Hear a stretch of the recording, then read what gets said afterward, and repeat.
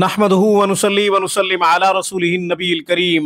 ناظرین السلام علیکم ورحمۃ اللہ وبرکاتہ۔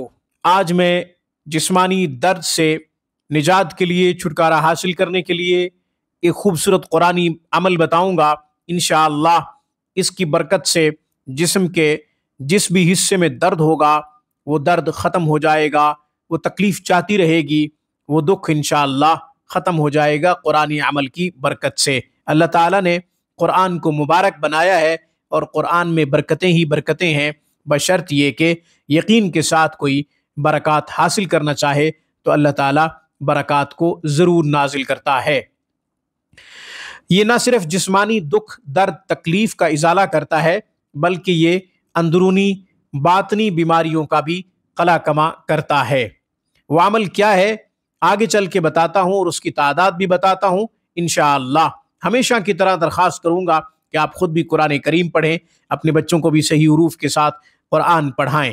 قرآن کریم کی ایک آیت مبارکہ کا پڑھنا 100 رکعت نفل پڑھنے سے زیادہ افضل ہے۔ علم کا ایک باب سیکھنا 1000 رکعت نفل پڑھنے سے زیادہ افضل ہے۔ اپنے بچوں کو قرآن کی خوب تعلیم دیجیے، یہ آپ کے لیے صدقہ جاریہ ہے۔ آن لائن کلاسز کے لیے، علاج معالجہ کے لیے آپ ہم سے رابطہ کر سکتے ہیں۔ ہفتے کے 7 دن 24 گھنٹے ہماری بہترین اور معیاری سروس سے آپ فائدہ اٹھا سکتے ہیں۔ جسمانی درد، جسمانی اعضاء میں سے کسی بھی عضو میں درد ہوگا تو انشاءاللہ اس وظیفہ کی برکت سے درد سے شفا مل جائے گی، تکلیف سے انشاءاللہ چھٹکارا مل جائے گا۔ اس کے لیے ہم نے سورہ حشر کی آیت نمبر 21 کا انتخاب کیا ہے۔ سورہ حشر کی آیت نمبر 21 صرف اور صرف 7 مرتبہ پڑھیں گے۔ اس جگہ پہ ہاتھ رکھ کے پڑھیں گے جہاں آپ کو تکلیف محسوس ہو رہی ہے، جہاں درد محسوس ہو رہا ہے۔ جب یہ 7 مرتبہ آپ پڑھ لیں گے تو انشاءاللہ فوری درد سے آپ کو چھٹکارا مل جائے گا، تکلیف سے نجات مل جائے گی۔ اسی طرح آپ عامل ہیں، دم درود وغیرہ کرتے ہیں، علاج معالجہ کرتے ہیں، تو پھر آپ مریض کے جسم کے اوپر ہاتھ رکھ کے یہ آیت مبارکہ 7 مرتبہ پڑھ سکتے ہیں۔ آیت کون سی ہے؟ بسم اللہ الرحمن الرحیم۔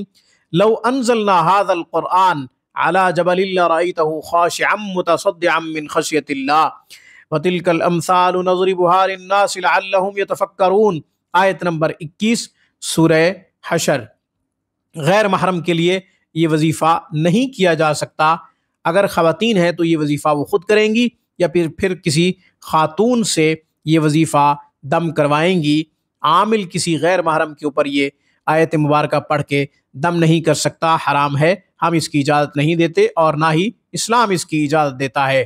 آج کی گفتگو میں بس اتنا ہی۔ اقول قولی ھذا واستغفر اللہ وآخر دعوانا ان الحمد للہ رب العالمین۔